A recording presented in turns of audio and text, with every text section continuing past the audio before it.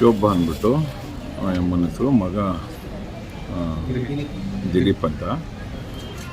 ಇದು ಸಾಮಾನ್ಯ ಒಂದು ನಮ್ಮ 16 ವರ್ಷ ಹುಡುಗ, 17 ವರ್ಷ.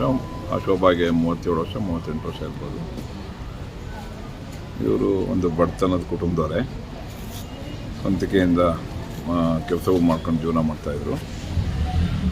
ಏನೋ ಒಂದು ಮನೆಯಲ್ಲಿ ಸ್ನಾನ ಮಾಡೋಂಥ ಸಂದರ್ಭದೊಳಗೆ ಏನೋ ಗ್ಯಾಸ್ ಗೀಜರ್ನ ಆನ್ ಮಾಡ್ಕೊಂಡು ಕೆಲಸ ಮಾಡ್ತಾಯಿದ್ದಾರೆ. ಆ ಮನೆಯೊಳಗೆ ಒಂದು ದುರದೃಷ್ಟಕರ ಅಂದರೆ ಯಾವುದೇ ರೀತಿಯ ಗಾಳಿ ಆಚೆ ಹೋಗೋಕ್ಕೆ ಅವಕಾಶ ಇಲ್ಲ.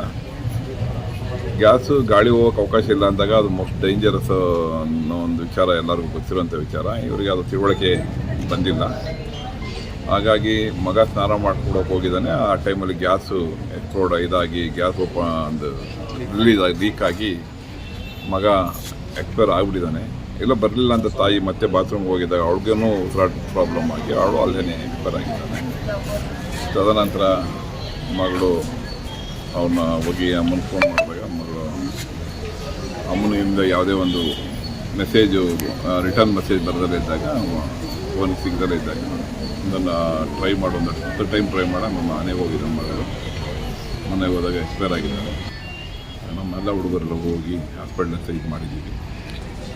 ಹಾಸ್ಪಿಟ್ಲ್ ಮಾಡಿದ್ರೆ ಎಕ್ಸ್ಪೈರ್ ಆಗಿಬಿಟ್ಟಿದ್ರು ಅಷ್ಟೇ ವರ್ಷಕ್ಕೆ. ಘಟನೆ ಆಗಿದೆ ಯಾವಾಗ ಸರ್? ಎಷ್ಟು? ನಿನ್ನೆ 21ನೇ ತಾರೀಕು ಭಾನುವಾರ 5 ಗಂಟೆ ಸಮಯ. 5 ಗಂಟೆ ಸಮಯ. ಅವ್ರಿಗೆ ಮಗಳು ಒಬ್ಬಳೇ ಇರೋದು? ಒಬ್ಬ ಮಗ ಒಬ್ಬ ಮಗಳು ಸುಜಿತಾ ಅಂತ. ಈ ಮಗ ಎಕ್ಸ್ಪೈರ್ಡ್ ಆಗಿದೆ? ಮಗಳಿದ್ದಾಳೆ. ಮಗ ಎಕ್ಸ್ಪೈರ್ಡ್ ಆಗಿದೆ.